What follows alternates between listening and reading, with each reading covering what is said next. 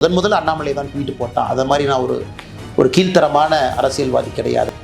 Inspector ரேங்க்ல இருக்கக்கூடிய அதிகாரிக்கு சம்பவம் முடிந்த பிறகு முதல் ஃபோன் கால் ஞானசேகரன் பண்றான். ஞானசேகரனை 24ஆம் தேதி போலீஸ் ஸ்டேஷன் எதுக்கு கூட்டிட்டு போனீங்க, எதுக்கு வெளியே விட்டீங்க? மே 14ஆம் தேதி தான் சொல்றாங்க இன்னொரு பாலியல் வன்கொடுமை வழக்கு ஞானசேகரன் மீது பதிவு செஞ்சிருக்கிறாங்க. அதை பத்தி யாரும் நம்ம பேசல.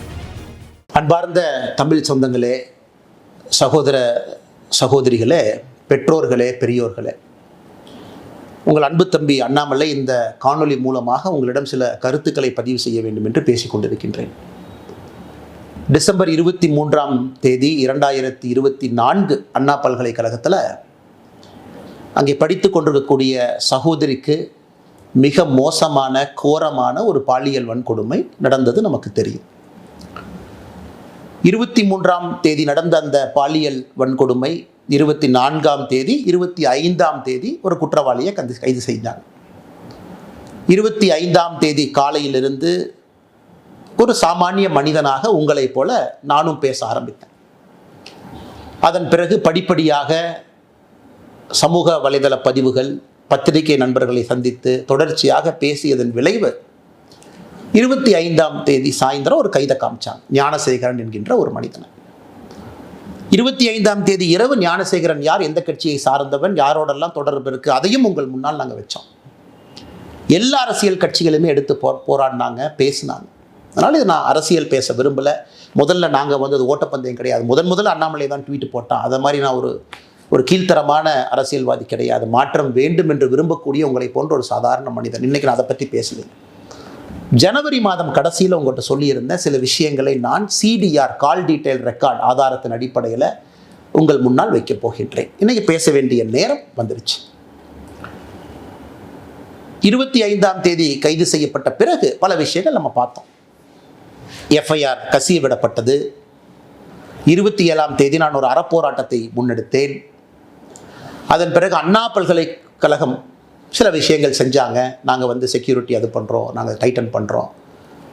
சென்னை உயர்நீதிமன்றம் SITயை போட்டு கண்காணிக்க ஆரம்பித்தாங்க. இன்றைக்கி 5 மாதங்கள் கழித்து தீர்ப்பு வந்திருக்கு.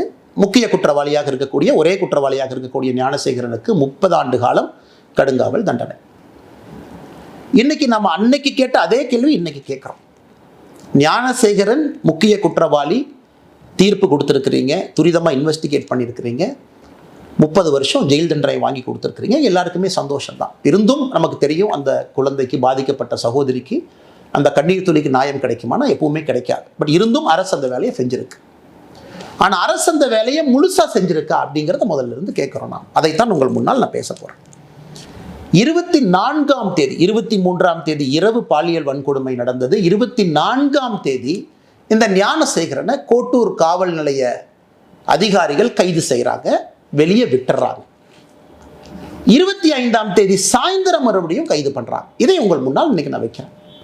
ஏன் விட்டாங்க, இதுல யாரெல்லாம் சம்பந்தப்பட்டிருக்கிறாங்க, எதற்காக திராவிட முன்னேற்ற கழகத்தில் சில தலைவர்களுக்கு பதட்டம், எவிடன்ஸை எங்கேயெல்லாம் அளித்திருப்பதற்கான வாய்ப்பு இருக்கு. இன்னைக்கு உங்கள் முன்னால் நான் பேசுவதற்காக இந்த பேப்பரையும் பயன்படுத்துகிறேன். காரணம், நான் பேசக்கூடிய விஷயத்தை தெளிவாக அவங்ககிட்ட சொல்லணும். ஞானசேகரனை பொறுத்தவரை கிராவிட்டி பிரியாணி என்கின்ற ஒரு கடையை நடத்தி வருகின்றான். அன்னைக்கு சம்பவம் நடந்த பொழுது கையில் இருந்த அலைபேசி எண் 9042977907. இதுதான் ஞானசேகரன் பயன்படுத்திய மொபைல் நம்பர். அரசு வழக்கறிஞர் சொல்லியிருக்கிறாங்க 23ஆம் தேதி அந்த சம்பவம் நடந்த பொழுது ஞானசேகரனுடைய மொபைல் ஃபோன் ஃப்ளைட் மோடில் இருந்துச்சு. 8:52 வரை நைட்டு அது ஃப்ளைட் மோடில் இருந்துச்சு. உண்மைதான், அது ஃப்ளைட் மோடில் தான் இருந்துச்சு. CDRம் அதைத்தான் சொல்லுது. நான் இன்னைக்கு தொடர் கேள்விகள் திமுக அரசு, குறிப்பாக முதலமைச்சர்கிட்ட கேட்குறேன். முதலமைச்சர் வீட்டில் பெண் குழந்தைகள் இருக்கிறாங்க.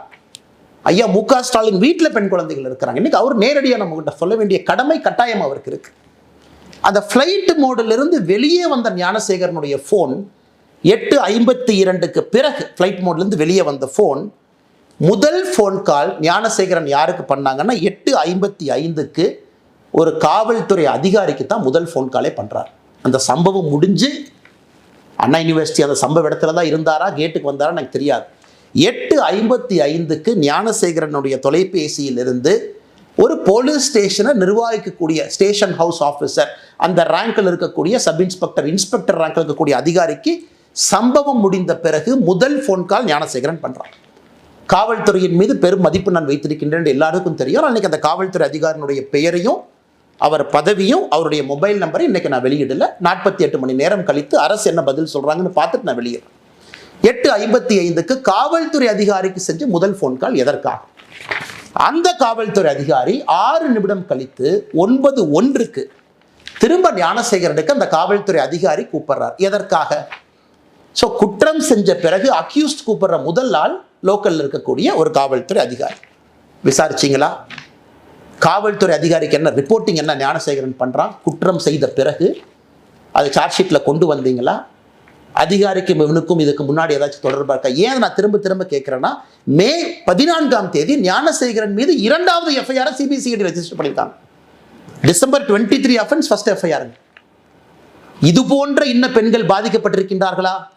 அண்ணா யூனிவர்சிட்டியில் ஒரு கேஸ் மட்டுமா, இன்னும் மல்டிபிள் கேசஸா? இதே மோடஸ் ஆப்பரண்டியை பயன்படுத்தினானா? ஸோ அரசு என்ன பண்றாங்க, மே 14ஆம் தேதி வெளியே ரெஜிஸ்டர் பண்ண எஃப்ஐஆரையும் சீக்கிரட்டா வச்சுக்கிட்டாங்க. நமக்கு சொல்லல. பாலியல் வன்கொடுமை மற்றும் ஒரு வழக்கு ஞானசேகரன் மீது மே 14ஆம் தேதி சிபிசிஐடி, அது எந்த ஸ்டேஜில் இருக்குன்னு யாருக்கும் தெரியாது. அதனால தான் அந்த கேள்வியை கேட்கிறேன். இதுல முக்கியமான விஷயம், 24ஆம் தேதி குற்றம் செய்த பிறகு அடுத்த நாள் ஞானசேகரன் என்ன செய்யறான்? சிடிஆரை பொறுத்த வரைக்கும் பிஹேவியர் எப்படி இருக்கு? அந்த பகுதி 170வது பிளாக் வட்ட செயலாளர், ஒரு முக்கியமான திராவிட முன்னேற்ற கழகத்தினுடைய மூத்த தலைவர் கோட்டூர் சண்முகம். கோட்டூர் சண்முகமும் ஞானசேகரனும் அன்னைக்கு 24ஆம் தேதி காலையிலிருந்து சாயந்தரம் வரைக்கும் 6 முறை பேசுறாங்க. நீங்க கேட்கல, என்னங்க அரசியல் கட்சியில் 2 பேர் இருக்கிறாங்க பேசலாம்? இல்லைங்க, அதுக்கு முன்னாடி ஒரு வார பேட்டர்ன், அதுக்கப்புறம் ஒரு வாரம் இருக்கக்கூடிய பேட்டர்னை வச்சு நான் அனலைஸ் பண்ணி சொல்றேன். 24ஆம் தேதி காலை 7:27க்கு முதல் கால் துவங்குது. 4:01 PM வரைக்கும், சாயந்தரம் 4 மணி 1 நிமிடம் வரை 5 முறை பேசுறாங்க 2 பேரும். அதன் பிறகுதான் ஞானசேகரனை போலீஸ் ஸ்டேஷனுக்கு கூட்டிட்டு போறாங்க, கோட்டூர் போலீஸ் ஸ்டேஷனுக்கு.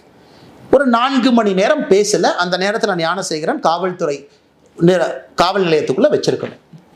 வெளியே வந்த பிறகு ஞானசேகரனும் கோட்டூர் சண்முகம் மறுபடியும் பேசுகிறாங்க. ஸோ எதுக்கு கோட்டூர்புரம் காவல் நிலைய அதிகாரிகள் ஞானசேகரனை 24ஆம் தேதி போலீஸ் ஸ்டேஷன் எதுக்கு கூட்டிட்டு போனீங்க? எதுக்கு வெளியே விட்டீங்க? எவிடன்ஸ் அழிக்கவா? செல்போன் ரெக்கார்ட்ஸ் அழிக்கவா? இல்லை செல்போனில் இருக்கக்கூடிய வீடியோவை டெலீட் பண்ணவா? இல்லை அண்ணா யூனிவர்சிட்டியில் கேமரா ஒரு வேளை ஃபங்க்ஷன் ஆகியிருந்தால் அதெல்லாம் கழட்டி தூக்கி வீசவா? எதற்காக 24ஆம் தேதி கைது செய்யப்பட்ட ஞானசேகரன் கோட்டூர் போலீஸ் ஸ்டேஷன்லேருந்து எதற்காக வெளியே விடப்பட்டார்? இந்த நேரத்தில் ரொம்ப முக்கியமான விஷயம், ஞானசேகரன் கோட்டூர் காவல் நிலையத்திலிருந்து வெளியே வந்த பிறகு நைட்டு 8:30 மணிக்கு மேலே 24ஆம் தேதி இரவு தமிழகத்தினுடைய சுகாதாரத்துறை அமைச்சர் அண்ணன் மா சுப்பிரமணியம் அவர்களும் கோட்டூர் சண்முகமும் பேசுறாங்க. இது கோட்டூர் சண்முகத்தினுடைய சிடிஆரை பார்த்தீங்கன்னா, ஞானசேகரன் வெளியே வந்ததுக்கு அப்புறம் கோட்டூர் சண்முகத்தினுடைய பிஹேவியரல் பேட்டர்ன் மா சுப்பிரமணியத்தை கூப்பிடுறார். 8:30 மணிக்கு பேசுறாங்க. 8:32 மணிக்கு மா சுப்பிரமணியமும் கோட்டூர் சண்முகம் மறுபடியும் பேசுறாங்க. இது எல்லாம் நம்ம நல்லா புரிஞ்சுக்கணும். எதற்காக, யாரை காப்பாத்துறதுக்காக இவ்வளவு பதட்டம்? அண்ணா பல்கலைக்கழகத்தில் பணிபுரியக்கூடிய நடராஜன் ஒருத்தர், ஒரு முக்கியமான அதிகாரி, கேட் கண்ட்ரோல் அவர் கையில் இருக்கு. அதெல்லாம் காவல்துறை நீங்க தான் சொல்லணும், எல்லாம் என்னுடைய வேலை கிடையாது. 48 மணி நேரம் கழிச்சு அந்த நடராஜன் யாருன்னு பேசுவோம். ஒரு PROவா, கேட் யார் கண்ட்ரோலில் இருக்குன்னு. அந்த அண்ணா பல்கலைக்கழகத்தில் இருக்கக்கூடிய நடராஜனும் கோட்டூர் சண்முகமும் எத்தனை முறை பேசியிருக்காங்கன்னா, டிசம்பர் 23ஆம் தேதி பேசியிருக்காங்க, டிசம்பர் 24ஆம் தேதி பேசியிருக்காங்க, டிசம்பர் 25ஆம் தேதி பேசியிருக்காங்க, டிசம்பர் 26ஆம் தேதி பேசியிருக்காங்க. மொத்தமாக இந்த 4 நாட்களில் கோட்டூர் சண்முகமும் அண்ணா பல்கலைக்கழகத்திலே பணி செய்யக்கூடிய நடராஜனும் 13 முறை பேசியிருக்கின்றார்கள். 13 முறை. நான் ஏற்கனவே சொன்னது போல 24ஆம் தேதி குற்றம் நடந்த அடுத்த நாள் வெளியே வந்த ஞானசேகரனும் கோட்டூர் சண்முகமும் 8:34க்கு மறுபடியும் பேசுறாங்க. கோட்டூர் சண்முகம் இதோடு நிக்கலிங்க. ஞானசேகரன்ட்ட 8:34 சாயந்தரம் மணிக்கு பேசிய பிறகு கோட்டூர் சண்முகம் யார்கிட்ட பேசுறாங்கன்னா, இன்னொரு காவல்துறை உயர் அதிகாரி, ஏன்னா காவல்துறை மீது மரியாதை இருக்கின்ற காரணத்தினால உயர் அதிகாரியுடைய பேர் அந்த நேரத்தில் சொல்லல, 8:59க்கு சாயந்தரம் ஃபோன் பண்றார் Kottur Shanmugam, talks to that police officer. 9:07க்கு மறுபடியும் Kottur Shanmugam talks to that police officer. இதெல்லாம் 24ஆம் தேதி இரவு. நல்லா நீங்க மக்களை யோசிச்சு பாருங்க. 24ஆம் தேதி பதட்டம், காவல்துறை கூட்டிட்டு போறாங்க, காலையிலிருந்து பேசுறாங்க, மா சுப்பிரமணியத்தில் பேசுறாங்க. தமிழகத்தினுடைய சுகாதாரத்துறை அமைச்சர் காவல்துறை அதிகாரிகிட்ட பேசுறாங்க, அண்ணா யூனிவர்சிட்டியில் பணிபுரியக்கூடியவங்ககிட்ட பேசுறாங்க. அந்த 24th night is the most crucial night. காரணம், எவிடன்ஸ் அளிக்கப்படுது. உள்ள போயிட்டு வெளியே வந்த ஞானசேகரன் எவிடன்ஸ் அளிக்கப்படுது. ஏன்னா இவங்க ரெஜிஸ்டர் பண்ண 11 செக்ஷன்ல, நான் புதுசாக அது பொருளை கலப்பினீங்க சொல்லல, தமிழகத்தினுடைய எஸ்ஐடி ரெஜிஸ்டர் பண்ண 11 செக்ஷன்ல ஒரு செக்ஷன் எவிடன்ஸ் அளிச்சதுக்காக ஒரு செக்ஷனை போட்டிருக்கான். அப்ப என்ன எவிடன்ஸ் அளிக்கப்பட்டது? அதன் பிறகு 25ஆம் தேதி காவல்துறை சொல்றாங்க ஞானசேகரன் சாயந்தரம் கைது பண்ற பிறகு அண்ணா யூனிவர்சிட்டி சிசிடிவி வேலை செய்யல, செல்போன்ல எங்களுக்கு தெரியல. மே 14ஆம் தேதி தான் சொல்றாங்க இன்னொரு பாலியல் வன்கொடுமை வழக்கு ஞானசேகரன் மீது பதிவு செஞ்சிருக்கிறாங்க. அதை பத்தி யாரும் நம்ம பேசல, அது எந்த ஸ்டேஜில் இருக்குன்னு கூட தெரியாது. 25ஆம் தேதி காவல்துறையை பொறுத்தவரை பிளாங்க். ஞானசேகரனை கைது செய்த பிறகு பிளாங்க். ஸோ கோட்டூர் சண்முகத்திற்கு எதற்காக இவ்வளவு பதட்டம்? அந்த பகுதியினுடைய திராவிட முன்னேற்ற கழகத்தினுடைய வட்ட செயலாளர். அப்ப காவல்துறை எஸ்ஐடி அதிகாரிகள் கோட்டூர் சண்முகத்தை கூப்பிட்டு விசாரிச்சிங்களா? ஸ்டேட்மெண்ட் எடுத்தீங்களா? கோட்டூர் சண்முகம் எந்த காவல்துறை அதிகாரிகிட்ட பேசினாங்க, அவங்கள கூப்பிட்டு பேசுனீங்களா? மா சுப்பிரமணியம் அமைச்சரை போலீஸ் ஸ்டேஷனுக்கு கூப்பிட்டீங்களா? எஸ்ஐடி மா சுப்பிரமணியம் அவன்கிட்ட கேட்டீங்களா? எதற்காக ஃபோன் வந்துச்சு, எதற்காக நீங்க பேசுனீங்க, இந்த பேட்டர்ல எதற்காக நீங்க இன்வால்வ் ஆயிருக்கிறீங்க? இந்த கேள்விகளை நம்முடைய எஸ்ஐடி அதிகாரிகள் கேட்டீங்களா? அன்பு சொந்தங்களே, இந்த நேரத்தில் நீங்க ரெண்டு விஷயத்தை பார்க்கணும். இந்த 24ஆம் தேதி இவ்வளவு நான் சொல்ல இன்னைக்கு பாதிக்கப்பட்ட மாணவியினுடைய வழக்கறிஞர் சொல்றாரு, அதே 24ஆம் தேதி 2 காவல்துறை அதிகாரிகள் அந்த மாணவியை பார்த்து எஃப்ஐஆர் வேண்டாமா, எஃப்ஐஆர்லாம் போட்டால் வாழ்க்கை கெட்டு போயிருமா, எஃப்ஐஆர் கொடுக்காதேன்னு 2 பேர் சொல்றாங்க. 2 காவல்துறை அதிகாரி, ஒருத்தர் மஃப்டியில் வர்றாங்க, ஒருத்தவங்க யூனிஃபார்ம்ல வர்றாங்க.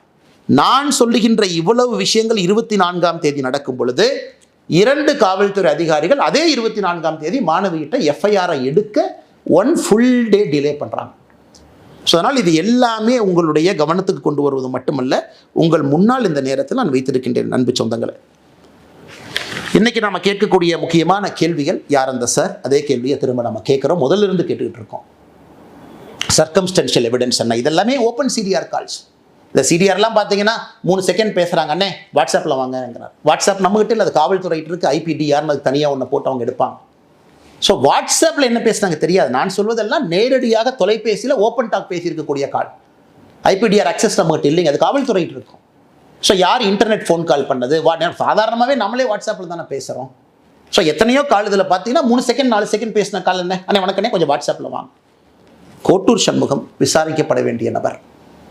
தமிழகத்தினுடைய சுகாதாரத்துறை அமைச்சர் மா சுப்பிரமணியம் விசாரிக்கப்பட வேண்டிய நபர்.